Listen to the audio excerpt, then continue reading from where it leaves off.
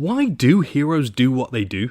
It's a big decision to dress up in a silly outfit and put your life on the line every night. Is it bravery or just compulsive madness? Comic book heroes are often born out of great tragedy, normally during childhood, but sometimes that trauma comes much later in life. Either way, there's a fine line between heroism and vigilante justice. And with this in mind, we thought we'd take an in-depth look at a hero with one military boot on either side of that line, the Punisher. What makes him tick? Are we comfortable with his unique methodology? And are we ready for a Netflix series dedicated to a psycho hero?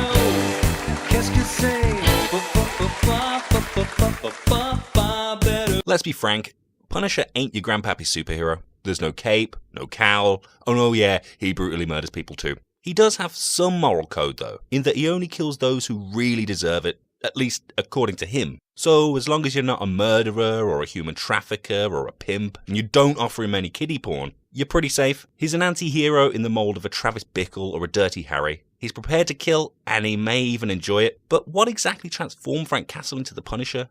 And does this in any way help justify his actions? This boils down to two main aspects. Firstly, his military service. Punisher debuted in Amazing Spider-Man issue 129, but his backstory came a few years later. He's a decorated Vietnam vet in the comics, which doesn't mean he looked after animals on the front line. The Netflix show has of course updated the conflict, but the point is still the same. Frank has seen war and all the horrors that go with it. Though his mindset is a little different from, say, Dolph Lundgren in Universal Soldier, who's still fighting a battle long since past. Because although Punisher has seen his buddies die face down in the muck, he does have a relatively normal family life, reading stories to his little girl and teaching slightly inappropriate Metallica tunes to Frank Jr. Sadly, that normal life was cut short by the second trauma. He may have learned to punish during the war, but his reason to punish comes later, the murder of his family. In the Netflix show, the loss of his nearest and dearest is compounded by Frank taking a bullet to his own head. The injury is enough to stop his heart for a full minute and cause brain damage. And though his past exploits and subsequent batshit crazy behaviour could be interpreted as PTSD,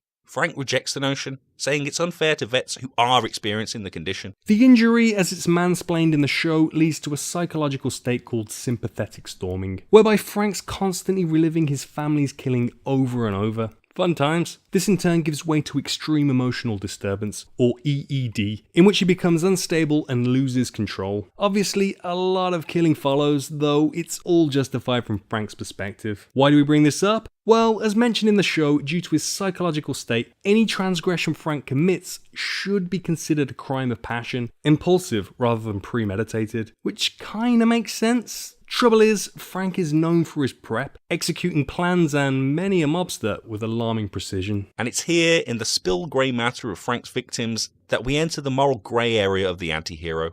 Apologies for the grim imagery. In the Daredevil series, Punisher works as a perfect counterpoint to the Man Without Fear. As a lawyer and crime fighter, Daredevil walks the line between hero and vigilante, bending the law, but ultimately subservient to it, though he's pretty brutal when the need arises, and sometimes even when it doesn't. Punisher is the more extreme version. He hits criminals and they stay down. And according to Frank, dispatching deserving delinquents is therapeutic. It's the only way he can deal with his grievances. So what Punisher really provides us is a way to test our own morals. We know he only punishes the bad guys, but are we really okay with no charges or trials? Do we buy into Daredevil's idea that there's a glimmer of hope in every person, regardless of their crimes? Or are we happy for Frank to spill more blood? Other Marvel superheroes also kill and continue to do so, though you couldn't imagine a Cap or a Black Widow being so brutal. Maybe a Rocket Raccoon. But friendly neighborhood Frank ain't the type to tie up crooks and leave a note for the cops. He does the stuff you're afraid to. The dirty, immoral stuff which, though technically illegal, is probably the most efficient way of doing things. Ultimately, it's Jon Bernthal's nuanced performance that humanizes this certified lunatic. And there's not many in the business who could deliver this level of crazy and get audiences behind him. They have tried 3 times without success after all.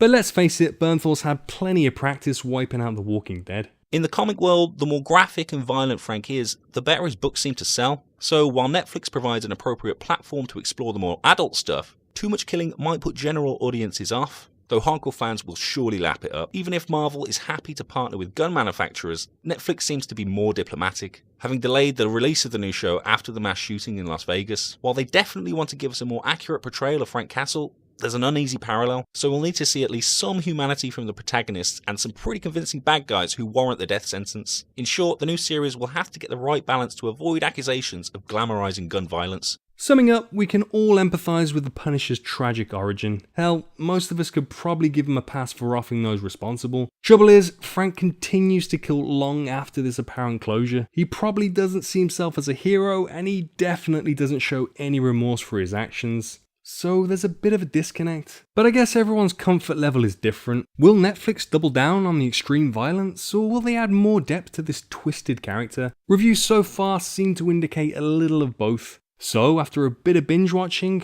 maybe we'll understand Frank a little better. Let's just hope he gets to use that goddamn minigun this time though, eh? Thanks for watching. If you enjoyed this video, feel free to like, share and subscribe. And if you didn't, well, you deserve to be punished.